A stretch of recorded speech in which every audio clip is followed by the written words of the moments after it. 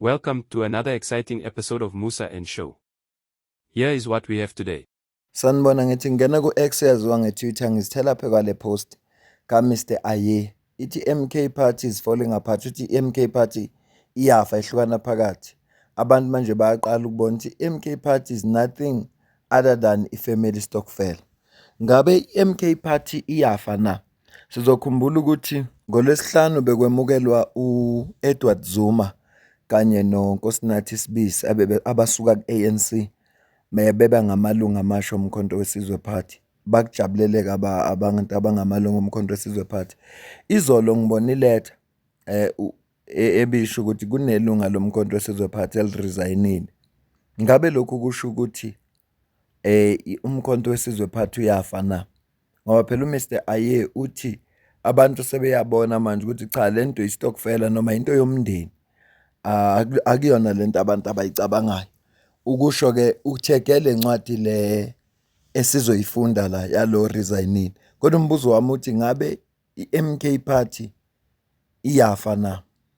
Nansi ke le iletha ifundeka kanje, isuka ku-Provincial Deputy Organizer. Isihloko sithi Official Resignation Letter. Ibhalelwe uSecretary General FN Shibambu. Attention, umkhonto wesizwe Limpopo Provincial Coordinator 80 Maraga one membership yase Limpopo. Uthi ke revolutionary greeting.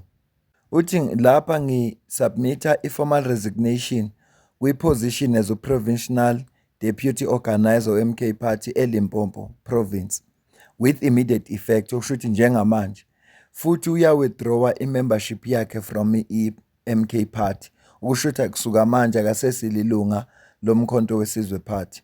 Uthi ke lesinqumo si-based on political and organizational considerations. Ukhethe ukuthi angachazi into eziningi, wayesethi kindly regards, wayesebhala amagama akhe. Iyona ncwadi ebicirculate izolo esiyibonile ku-internet le esazisa ukuthi u-Provincial Deputy Organizer we-MK Party eLimpopo Province uyaresigna. Uresigna kwi-post abekwe kuyo. Uresigna futhi withdraw ne-membership yakhe from a-political party. Iyona sizathu lesi senza ukuthi uMr Aye athi i-MK Party is falling apart. Kodwa-ke ngithe mangibheka lolu daba ngibheka abantu ngabona becommente ngenye ivideo ngicela ukukucaphunela yona. It's a deep misconception that the MK Party in particular is there for a particular people only. The MK Party is here for all people in the Republic of South Africa. And as you can see, the numbers of so-called colored people coming out to MK. And we show now that MK is not a Zulu party. This is a party for everyone in South Africa. And we want to make a point, and this is just the start. We're going to take this thing from every different community within the Cape Flats. We will take MK, and MK is already on demand. I start with MK and I joined MK because I think MK is here in Mitchell's Plain and he's going to do what the DA and other parties never done for us. What I've been taught from the late comrade Morris, he taught me straight that MK is strictly for unity, and we stand for unity not only just for black people but for colored people together as one, because we are one kind of people. We all came to this land together. We were found here together.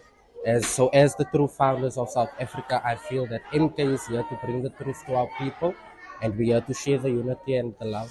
Apparently, this drive is organized by the Women's League in the Western Cape, in the colored community of our Western Cape people. I can see that we've got a lot of people in the colored community. There has always been that myth that colored people do not like MK Party and those sort of things. But what we are seeing now is different from what the doomsayers are saying. And as I'm sitting here, I'm seeing a lot of people coming in, more and more. And more chairs are being brought in because people are coming in their great numbers.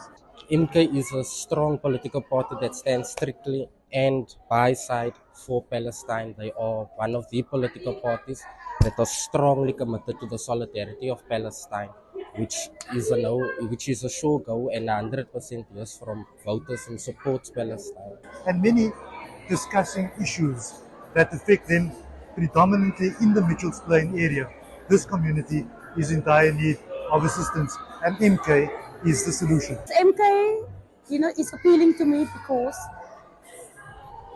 MK can do stuff that the DA won't be able to do. You see, the housing, that's the issue that we have. Housing, and the DA done nothing for us. So we just need to get out there and bring MK to the people. So MK is warmly welcome within the colored communities. We are one. Well, the attendance here today is mind-boggling because there's an energy and a vibe going on here in Mitchells Plain, and people are coming out in big numbers. And this is a sign that MK is the party for the people. Njengoba ubona la bekwamukela amalungu omkhonto wesizwe phathi amanye ngapha endaweni yase Western Cape. So ngithema ngibona le video ngase ngicabanga ukuthi ngokurizana komuntu oyedwa ngabe lokho kusho ukuthi MK party yafa na. Umbuzo nje ngizibuza wona. Kodwa ke njengomuntu obukela kude ongesilwana ilunga lomkhonto wesizwe phathi, ingakho ngenza le video ukuthi ngiyacela amalungu omkhonto wesizwe phathi angehlukanisele ukuthi ukurizana kwalomuntu oyedwa ngabe lokho kusho ukuthi umkhonto wesizwe phathi uyafa na. Ngoba ukuvela kwale video yalabantu abamukelwayo bangapha ko Western Cape, Western Cape if I'm not mistaken, bangapha Western Cape kwenza ukuthi inkulumo yalomfo ngiyibuke ngelinyiso. Kodwa ke angiyazi informed decision yakhe eyenze nje ukuthi aza afike esinqumeni la abona khona ukuthi MK party yafa, angiyazi.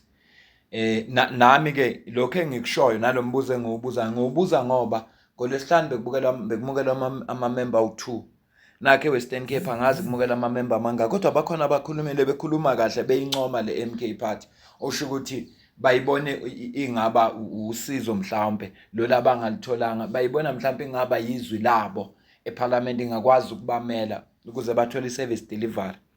So ngingakho ngithi asike sixoxe nje nabantu abangamalungu omkhonto wesizwe party ukuthi iyafa na ngempela. Ngizokwenza enye ivideo la sizokhuluma khona ngama-rumors lawo engiwazwile, sizokhuluma ngawo. Kodwa ke kunenkulumo eshow Floyd sizokhuluma ngawo la wathi uFloyd ngenzeka eParliament kuzongena uSG omusha. Sizokhuluma nje ngalonto leyo kwenye ivideo nothi kulena nje bengifisa ukucaciseleka kubantu abangamalungu omkhonto wesizwe phathi. Cela ningalekeleleke, angithukanga iqembu lenu, angishongo lutho, angilindele ukuthukwa, ngilindelwe nje impendulo phela. Ngoba bakhona abantu onelunga ungashinto nje noma ungathi shiwo umunye umuntu for effect ukuthi ikwi-channel yakho bavele bathuke wena. Nalo bhuti akashonga inhlamba, cha, uMr Ayelo akashonga inhlamba. Ubutshe nje MK party ihlukana phakathi, is falling apart. Yona nto ayishilo. Ngiyacela subscribe ku channel, like ivideo, ucommente. Ngiyafisa ukuzwa ukuphawula kwakho. Okukhulu kunakho konke ngiyafisa ukuzwa ukuthi ngabe umkhonto wesizwe phathi uyehlukana na. Uthini wakho umbono, kuthini kwakho ukuphawula ngalelo daba. Ngoba umuntu oyimember wazi izinto kangcono kunami obukela kude o report izindaba. Ngicela siyibambe la le video ngoba akusivideo ende, ngizokwenza ivideo enye ezobe ikhuluma ngalama rumors lawa nje ngiwazwile. Angifunanga ukwahlanganisa nale video ngoba abantu bazosuke mhlambe baphendule indaba yama-rumors bangayiphendulile ngiyibuzayo, abanye baphendulile ngiyibuzayo sigcine singasakhulumanga ngama-rumors.